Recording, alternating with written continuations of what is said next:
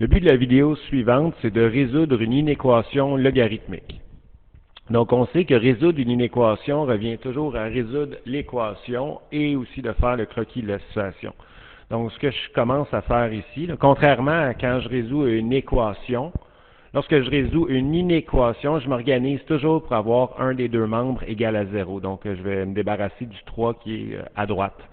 Ce qui va donner moins 2 log en base 5, qui donne 2 fois x plus 3 entre parenthèses, moins 6 moins 3 donne moins 9, plus grand ou égal à 0. Et c'est à ce moment-ci que je réalise quelque chose d'important. Je vais m'intéresser à la portion positive, étant donné que c'est plus grand ou égal à 0, là, je m'intéresserai à la portion positive de la courbe. Donc, tout ce qui va être positif, c'est-à-dire au-dessus de l'axe des x.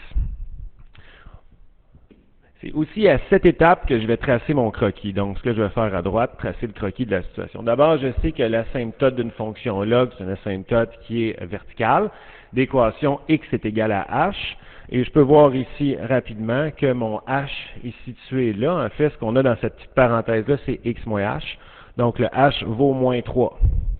Donc, je commence en plaçant mon asymptote en x est égal à moins 3. Ensuite, je regarde la base.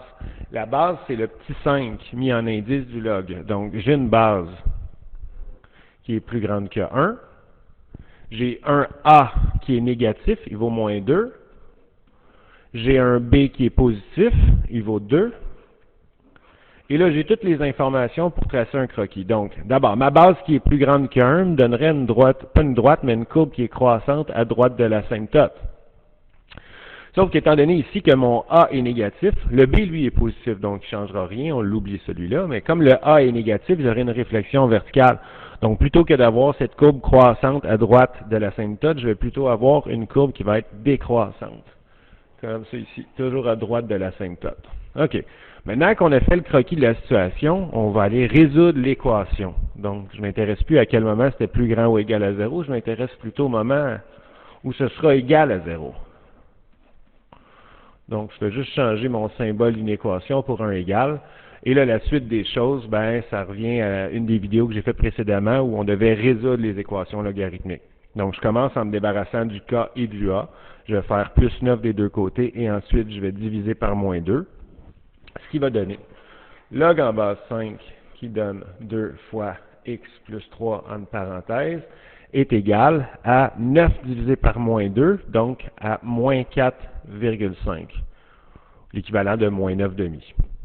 Comme je m'intéresse au x, que le x est à la position de la puissance de la forme logarithmique, je vais changer la forme logarithmique en forme exponentielle. C'est-à-dire qu'on va mettre l'exposant, pas l'exposant, mais la base 5, affecté de l'exposant moins 4,5, qui va me donner la puissance 2 fois x plus 3. Bon, si je fais 5 exposant moins 4,5, je risque de devoir arrondir ma réponse ou j'aurai une réponse qui va en fait va me demander tellement de précision que j'aurai besoin de laisser beaucoup de décimales. Donc, je préfère laisser le 5 à la moins 4,5 présent. Et là, je vais commencer par faire, je vais diviser plutôt par 2 des deux côtés. Me débarrasser du 2 ici. Et ce qui va me rester à faire, c'est de faire moins 3 pour isoler le x qui est à droite. Donc, globalement, j'aurai 5 à la moins 4,5 divisé par 2 et la réponse, moins 3, qui me donnera le x. Ici, on fait le calcul de ce que je vois à gauche. Ça me donnera moins 2,99 environ. Donc, très, très collé sur l'asymptote. Ce qui veut dire que si je fais mon axe des x, parce que ce que je viens de trouver ici, c'est le 0 de ma fonction légèrement transformée, là, ben, je viens de trouver que l'endroit où la courbe croise l'axe des x, communément appelé le 0, se situe en moins 2,99. Et là, j'ai à regarder ce qu'on avait déjà établi au départ. Je cherche la portion positive de la courbe. Donc, si je cherche la portion positive de la courbe, c'est tout ce qui se retrouve au-dessus de l'axe des x. Et là, tout ce qui me reste à dire, c'est sur quel intervalle ça se passe. Eh bien, ça commence dès qu'on dépasse l'asymptote à droite. Donc, ça commence en 3 exclus et ça s'arrête au 0 en moins 2,99 inclus, étant donné que dans mon symbole, c'était plus grand ou égal. Donc, le 0, en fait, ici, c'est la portion du égal de mon symbole. Donc, ma fonction ici sera plus grande ou égale à 3 sur cet intervalle-là.